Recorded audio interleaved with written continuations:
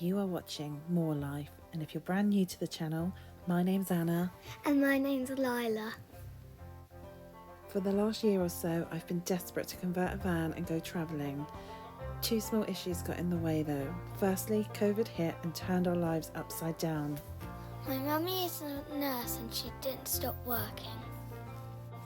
And secondly, I've never experienced travelling in a van and may actually hate it. My mummy can't even park a car.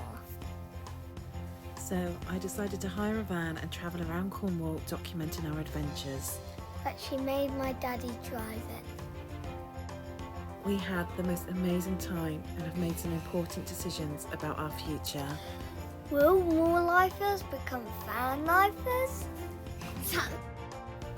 So join us for our van life series and Cornish adventures. A family, 2 dogs and a massive lorry-sized motorhome. What's not to love, and what could possibly go wrong?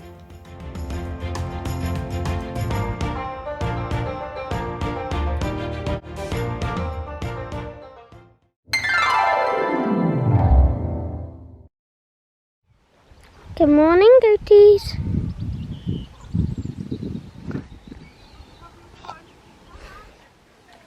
Hi everyone. So it's our second, is it only our second morning in the camper van?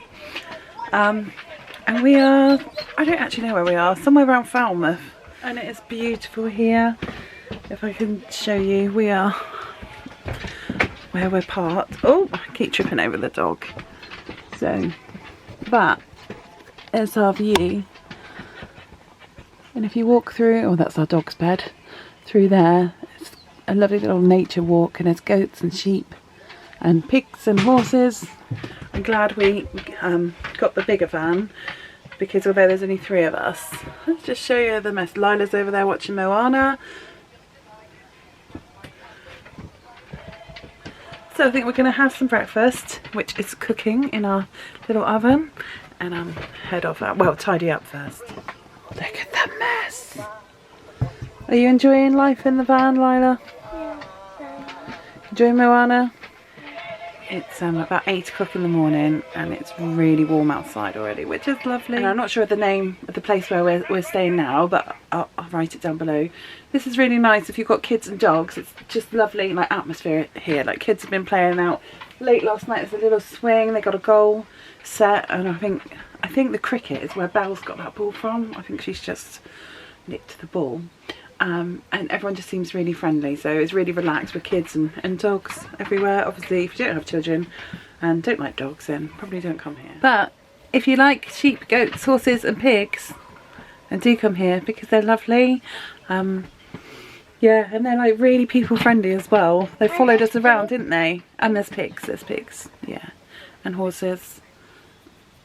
Oh, I'm tired. The bed is not the comfiest.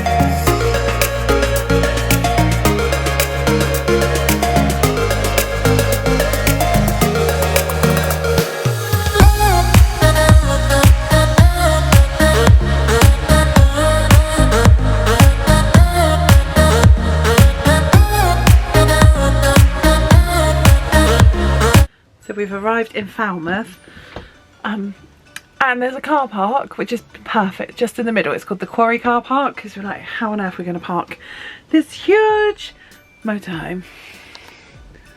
But we take up 2 spaces, which is ideal. There's 2 spaces together. So Warren's gone down to get some change, because we do like the ring and go, like the park app, but for some reason you can only pay for 1 space, and I'm not confident that we'd end up with a ticket, because obviously we're taking that too. So we're going to go get some cash, because we just don't carry cash to pay for the extra parking space. I'll show you the car park. So yeah, Falmouth town is just down there.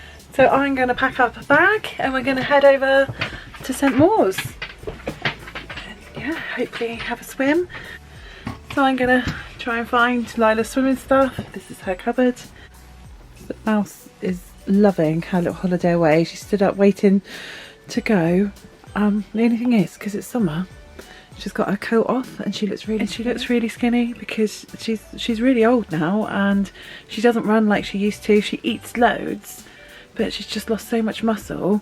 But we keep noticing like people are looking at us because she does look like she could be on an RSPCA advert. Yes, people keep looking thinking that we're probably starving her. Well, hello my lady. Yeah, see? You can see her ribs, but she's always been super skinny and now she's a bit frail. But she is well looked after and she does like a holiday. And I promise you, I'm not starving her. Mouse has got a sign on her now. What? Old.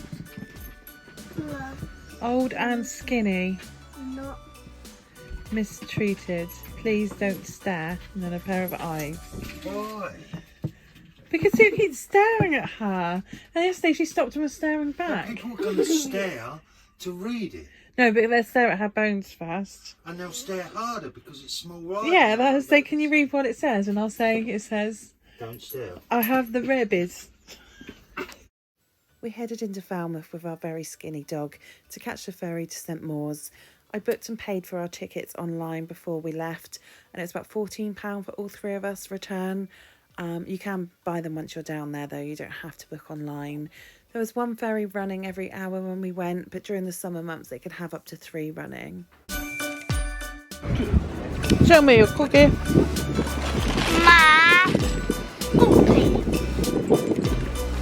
Nice. We had just missed a ferry, so we stopped and had coffee and a cookie. Do we need one? They do regard the ferry as public transport, so you do have to wear masks on there. I didn't realise that, but Lila had to point it out to me. The journey itself takes about 20 minutes. You can sit inside or outside. We chose to sit outside, and as you can see, it was very breezy. Dogs are allowed on and bikes as well, so perfect.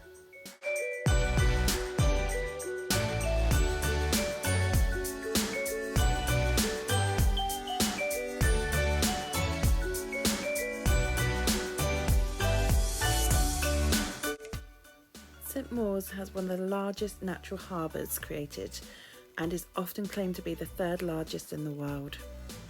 It was created after the Ice Age from an ancient valley which flooded as the meltwaters caused the sea level to rise dramatically. As well as the beautiful beaches, there's a coastal fortress called St Mawes Castle.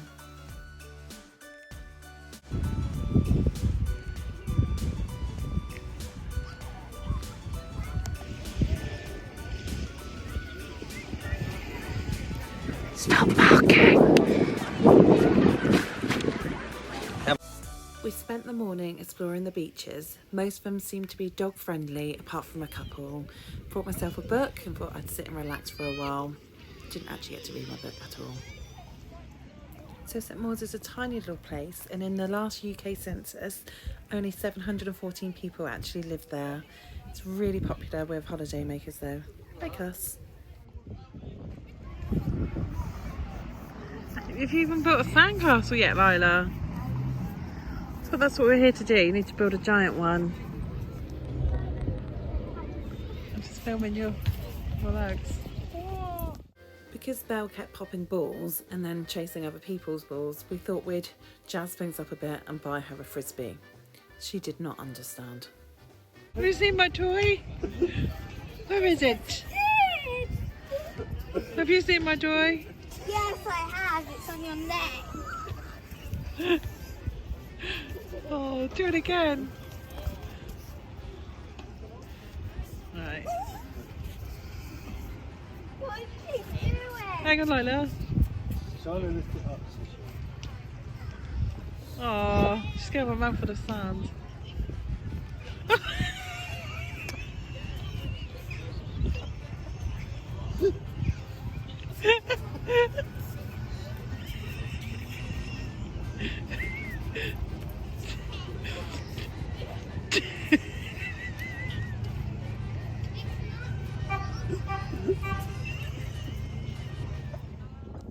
After amusing ourselves with the frisbee, it was time for lunch, and if we're by the coast, we always like fish and chips. They had some brilliant takeaways there and some other places to sit down and have a nice lunch or meal. The fish and chips from that shop were absolutely amazing though, and really reasonably priced. And this portion right here is only a small, so unless you've got a really, really big appetite, I would just stick with a small. I actually had to throw some of that away, and that's not like me. On a purpley beach near the sandcastle, bells popped a ball. Belle, what did you do? It's very busy, isn't it, with like water sports? No, because they're going to come over and get you. Oh, it's the harbour taxi. Lila's trying to run away on the harbour taxi. It's a funny place, isn't it?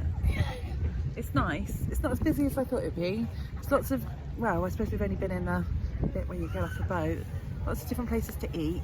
There's a co-op with a big queue outside, a pharmacy, post office which does buckets and spades, and is Lila's favourite ever shop. After we finished our lunch and had a bit more exploring, we decided to catch the ferry back to Falmouth as the queues were getting really quite big. We decided to sit on the inside this time though, not quite so breezy.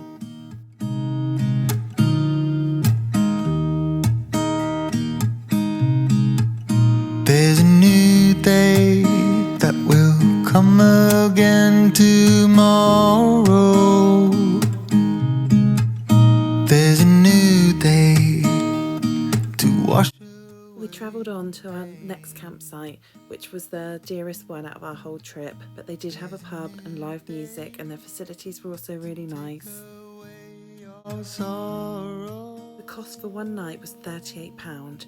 That did include the use of electric, but compared to the other sites we've stayed in, which were around about the £20 mark, even less, it was quite steep.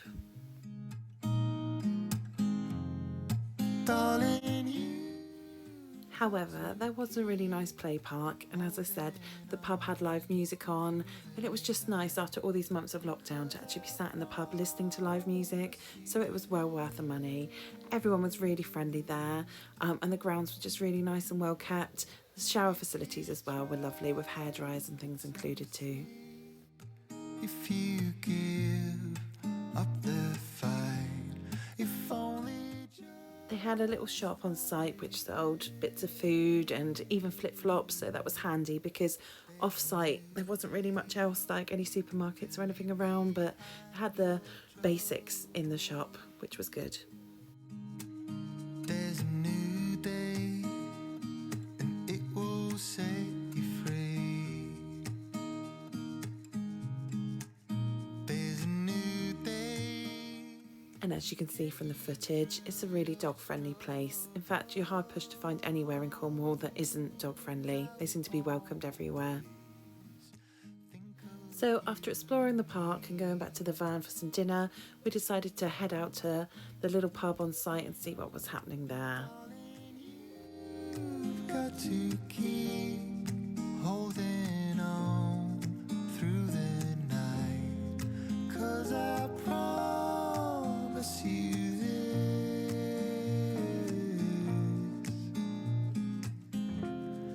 If you try to get some sleep. Oh, you're bopping it with your poppets. Bop it with your poppets. Are you going to go and ask me to sing a song? Yeah. He could play the guitar for you. You'd have to ask him. Oh, Belle's singing.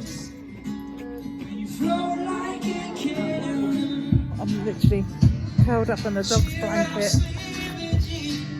We're in a pub garden. And I'm in a mermaid town. And you're what? In a mermaid town. Yeah, Lana's in a mermaid I tail. don't know why. And I'm in the dog's blanket. And I'm freezing. Just wondering if it's acceptable to put it up over my head.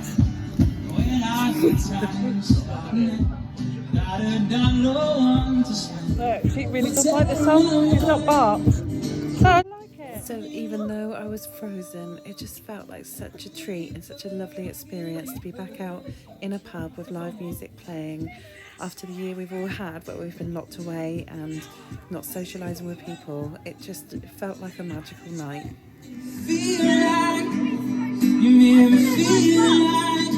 For you, Madami. I got Lila snuggled down in bed to watch the sunset, ready for our next adventure. Thank you so much for watching our day 2 of Cornwall in a camper van. Hope you liked it. If you're new here, then please do subscribe. And we'll see you again soon.